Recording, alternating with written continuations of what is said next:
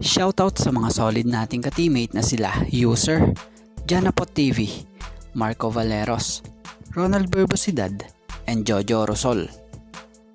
Hinebra, gandang tandem sa EASL, mas pinalakas pa, and Bay Area Dragons tanggal na sa EASL and PBA. So wag na nga nating patagalin pa, tara at atin ang talakayin yan.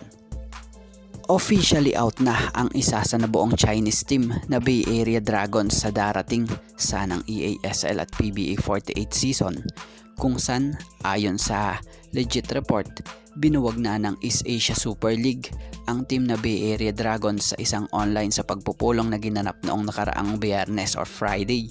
So biglaan nga ang naging desisyon na ito dahil na nga sa sinimula na umano ng Bay Area ang kanilang ensayo or pagsasanay bilang paghahanda para sa 2023-24 PBA Commissioner's Cup at EASL Tournament.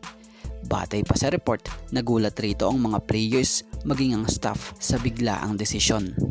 At ayon nga sa ilang source, ang desisyon ay dahil sa pangunahing pinansyal dahil ang Dragons ay hindi napigil sa mga paggasta sa unang season nito sa kabila ng pagkansela ng mga laro sa home and away ng liga. Batay pa sa report, ang EASL nga umano ay gumagawa na ng kabayaran para sa mga serbisyong ibinigay ng mga players ngayong season.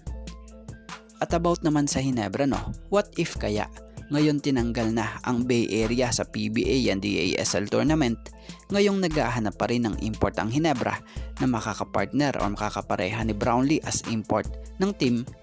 Para sa atin bagay kunin ng Hinebra itong import ng Bay Area na si Andrew Nicholson. Bukod nga sa matagal na silang magkakilala, sa tingin natin si Nicholson din ang pifit sa sistema nitong si Coach Tim.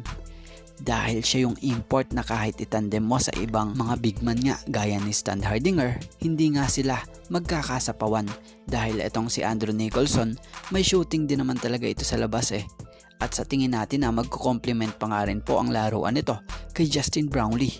Kaya naman ano sa palagay at opinion nyo mga ka-teammate? I-comment nyo sa comment section ang inyong opinion. Sino naman para sa inyo ang nakikita nyong babagay na itandem para kay Justin Brownlee na import din para sa EASL tournament as Hinebra import?